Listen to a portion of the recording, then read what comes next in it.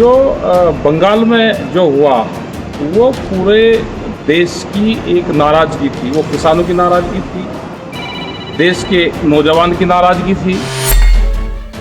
और जो संयुक्त मोर्चे के लोग वहाँ पे गांव-गांव गए और उन्होंने वहाँ पे मेहनत करी तो उसका रंग वो दिखा। बीजेपी को हार हुई और वहाँ पे जो ममता बनर्जी है उसकी वहाँ पे जीत हुई। तो ये एक किस्म से संयुक्त मोर्चे की, किसान की और देश की आम जनता की जीत वहाँ पे है। यही हाल उत्तर प्रदेश के चुनाव में रहा। जो पंचायत के चुनाव है या प्रधानी के चुनाव है उसमें भी यही है कि बहुत करारी हार बीजेपी की हुई है। अब ये जिला पंचायत के जो अध्यक्ष बनेंगे इसमें पूरे विपक्ष को एक होना चाहिए। विपक्ष एक होगा तो इनको आप मात दे सकते हो। अगर विपक्ष एक नहीं होगा तो ये फिर हावी होंगे और पूरा जो इनका पुलिस फोर्स है, जो इनको एसओज हैं, जो थाने हैं, वे पूरा जिला पंचायत अध्यक्ष का चुनाव लड़वाने का काम करेंगे। यहाँ पे धरना जो गाजीपुर पे है या पूरा दिल्ली के चारों तरफ है, ये धरने चले हुए हैं। और धरने ये जब तक चलेंगे जब तक भारत सरकार बातचीत नहीं करेगी, मसलों का समाधान नहीं करेगी, ये धरने हटेंगे नहीं यहाँ से। किसान तो लड़ाई लड़ेगा और पूरे देश के हालात बहुत खराब है। पूरा देश को आधा देश इन्होंने बेच लिया। जो बड़ी बड़ी कंपनियां थी वे ये बेचने पर लगे हुए हैं और ये आम जनता को पता चल गया है। जो बंगाल में जो हुआ वो पूरे देश की एक नाराज़गी थी। वो किसानों की नाराज़गी थी, देश के नौजवान की नाराज़गी थी।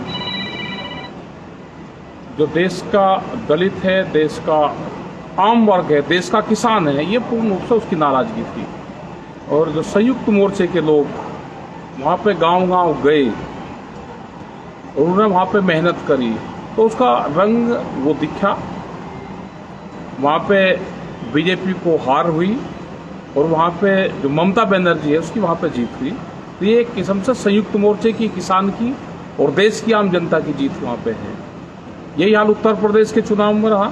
जो पंचायत के चुनाव है या प्रधानी के चुनाव है उसमें भी यही है कि बहुत करारी हार बीजेपी की हुई है और बहुत जगह धोखाधड़ी से इन्होंने अपने लोग जिताए। पूरा पुलिस प्रशासन का पूरा मिसयूज करा गया, लोगों को जबरदस्ती हराया गया। जो जीते हुए कैंडिडेट थे उनको हराने का काम करा गया। उसके बावजूद भी बहुत बुरी हालात है।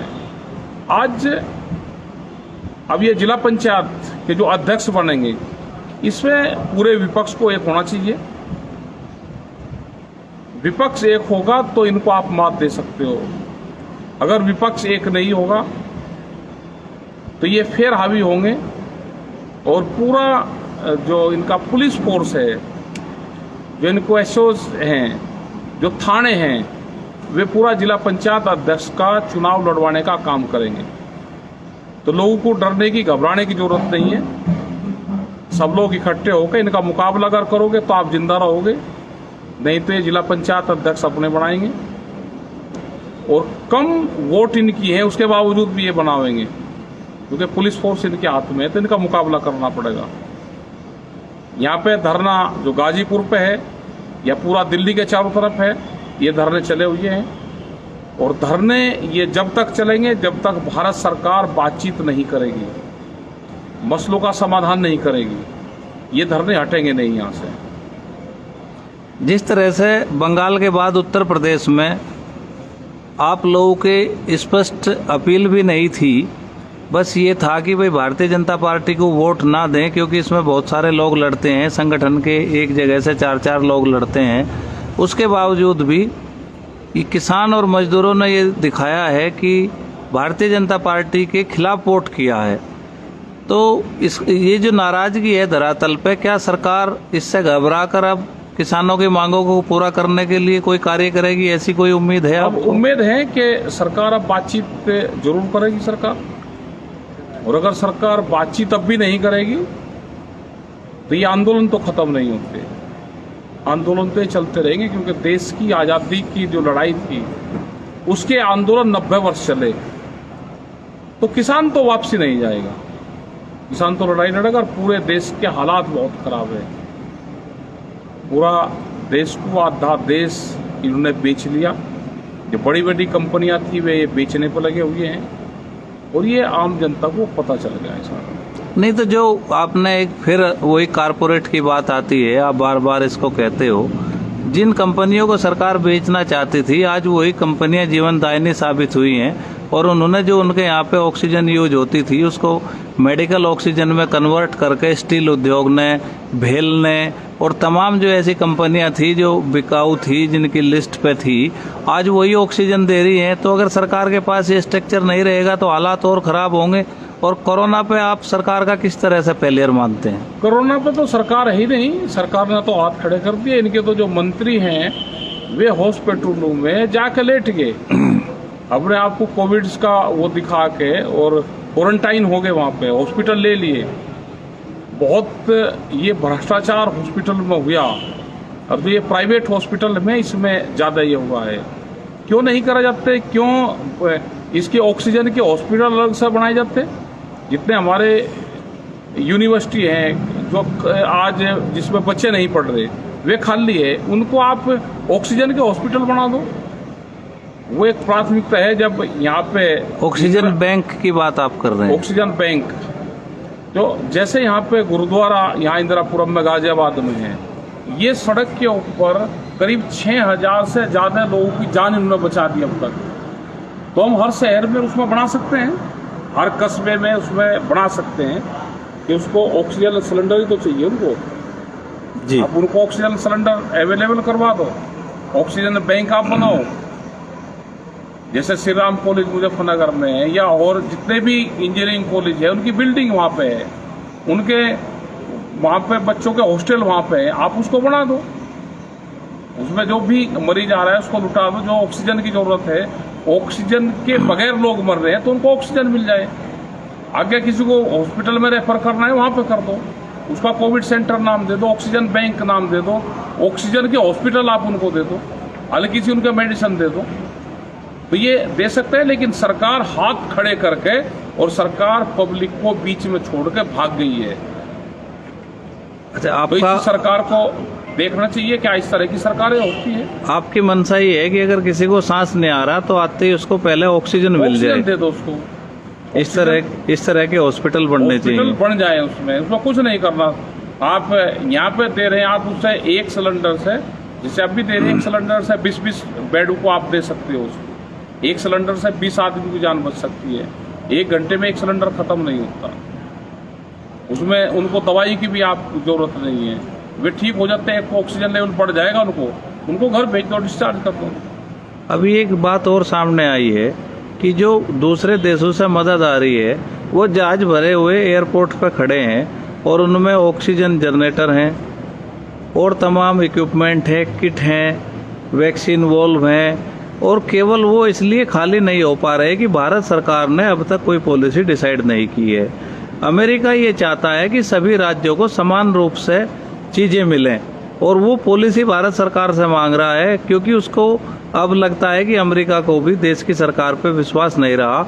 और उसका ये कहना है कि अगर आपने बिना पॉलिसी के दिया तो भाजपा शासित राज्यों की ही मदद होगी। तो उसने एक प्लान मांगा है, और पिछले 25 तारीख अप्रैल को लास्ट जहाज आया था, उसके बाद मदद नहीं पहुंच पा रही है। तो इसके बारे में आप क्या कहना चाहेंगे? मोदी सरकार क्या पूरा विश्वास खो चुकी है? नहीं, पूरा विश्वास खो चुकी है। बाहर से कुछ चीज आ रही है तो कहाँ मदद मिल रही है, कहाँ सामान जा रहा है? मतलब एक ऑक्सीजन और ऑक्सीजन किट भी नहीं बढ़ रही। जो कोविड की हल्की दवाइयाँ थी वो भी आम मरीजों तक नहीं जा रही, और बहुत इलाज लोग अपने घरों पर कर रहे हैं। उसको दवाइयाँ आप फ्री दे दो, दवाइयाँ नहीं मिल रही, इंजेक्शन नकली मिल रहे हैं। जो मॉनिटरिंग सिस्टम था वो भी पूरा फेल है, जो अधिकारी थे वे भी छुप रहे हैं। तो इस पे सरकारों को काम करना चाहिए। और जो वॉलंटियर्स का जो काम है, भारतीय किसान यूनियन के लोग और भी स्वयंसेवी संगठन है, वे काम करना चाहते हैं। अगर सरकार गाइडलाइंस देगी तो उस पर काम करेंगे। यहाँ पे भी हम दे रहे हैं मदद। करवा रहे, जो लोग आ रहे हैं उनकी मदद यहाँ पे करते हैं, तो उस पर काम करना चाहिए। तो आप ये चाहते हैं कि सरकार जो है कोविड का एक सर्टिफाइड इलाज का पर्चा दवाई जारी करे, जिससे कोई भी स्वयं सहायता समूह या कोई भी संगठन जनता को उपलब्ध करा सके। अगर ऐसा नहीं होगा तो उनके ऊपर मुकदमे दर्ज होने का खतरा है, ऐसा भी आप चाहते हैं? हाँ, बिल्कुल होना चाहिए। अधिकारियों की जिम्मेदारी है। वे कुछ किट बनी है और उन किट में आप सामान रख दो। एक किस्म से आप कोई भी कोविड का हो तो उसको आप दे दो, एक उसमें सैनिटाइजर दे दो, कुछ उसमें दवाइयाँ उसमें दे दो, कुछ उसमें मास्क दे दो, ये सारी चीजें दे दो। नहीं, अभी एक बात आपने कही कि बहुत सारे संगठन करना चाहते हैं, लेकिन उनको इस बात का खतरा है कि अगर किसी की डेथ होगी तो उनके ऊपर मुकदमा ना हो जाए, तो सरकार को एक सामान्य लक्षण के लिए एक पर्चा जारी करना चाहिए। एक पर्चा जारी करें, उस पर डॉक्टरों की टीम बना दो। कोई मुकदमे नहीं कर रहा। आप अगर देखोगे और डॉक्टर अगर ठीक काम करें तो कोई वो नहीं कर रहा। एक बीमारी है, इस बीमारी से सब लोग उसमें मदद करेंगे। सब लोग, आज भी तो लोग मर रहे हैं। आप जितनी हेल्प कर सकते हैं डॉक्टर, वे हेल्प करें उसमें। सरकारी अधिकारी हैं, वे हेल्प करें उसमें। अंतर्राष्ट्रीय स्तर पर देखा जाए तो जो कोविड का रिकवरी रेट है वो 99% है, यानी कि 99% लोग ठीक हो सकते हैं। तो जिस बीमारी का रिकवरी रेट 99% हो, उसको महामारी की तरह से ट्रीट किया जाना, और जितनी मौतें हो रही हैं इसका मतलब ये है कि देश में कोई व्यवस्था ही नहीं थी, इसलिए लोग मर रहे हैं। व्यवस्था नहीं है, व्यवस्था नहीं, इसीलिए ज़्यादा डेथ हो रही है। और ज़्यादातर लोग ऑक्सीजन नहीं है, उससे लोगों की डेथ हो रही है। और आज भी उद्योगों पर बहुत ऑक्सीजन जा रही है।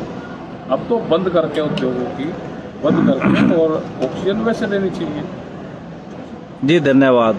हमारे साथ थे राकेश टिकेत जी, और आज कोरोना बंगाल और उत्तर प्रदेश के पंचायत चुनाव पर जो बेबाकी से बात रखी है, आपसे आग्रह है कि इसको आगे तक पहुंचाएं, और जो देश में एक संकट है उस संकट में आप सब लोग जो है साथ दें। और आप भारतीय किसान यूनियन के लोगों से क्या अपील करते हैं जी?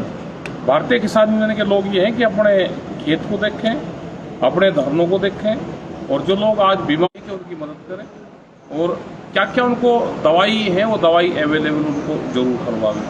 इसमें दान पुण्य भी करें। गरीब आदमी बीमार हो रहा है, उसके पास में पैसा नहीं है, तो उसकी भी मदद करें। आज ये ना करें कि मेरे पास में पैसा है, पड़ोसी का नहीं है। आज ये समझेगा अगर पड़ोसी बीमार है तो कल मैं भी होऊंगा, तो पड़ोसी का ठीक होना जरूरी है। अगर पड़ोसी बीमार होगा तो वो बीमारी मेरे घर पे भी आएगी। तो हम पड़ोसी को ठीक करें, अपने पैसे से ठीक करें, उसकी मदद करें हर संभव। और ये नहीं होगा तो आने वाले टाइम पे ये बीमारी ज़्यादा फैलेगी और इससे ज़्यादा लोगों की डेथ होगी। ਹੁਣ ਤੁਸੀਂ ਦੇਖ ਸਕਦੇ ਹੋ ਗਲੋਬਲ ਪੰਜਾਬ ਟੀਵੀ ਨੂੰ ਡਾਊਨਲੋਡ ਕਰੋ ਸਾਡੀ ਐਪ ਐਂਡਰੋਇਡ ਜਾਂ iOS ਤੇ ਫ੍ਰੀ ਵਿੱਚ, roku ਅਤੇ Amazon Fire TV ਤੇ ਜਾਂ Apple TV ਤੇ ਨਾਲ ਹੀ ਦੇਖ ਸਕਦੇ ਹੋ ਲਾਈਵ ਸਟ੍ਰੀਮਿੰਗ www.globalpunjabtv.com ਤੇ।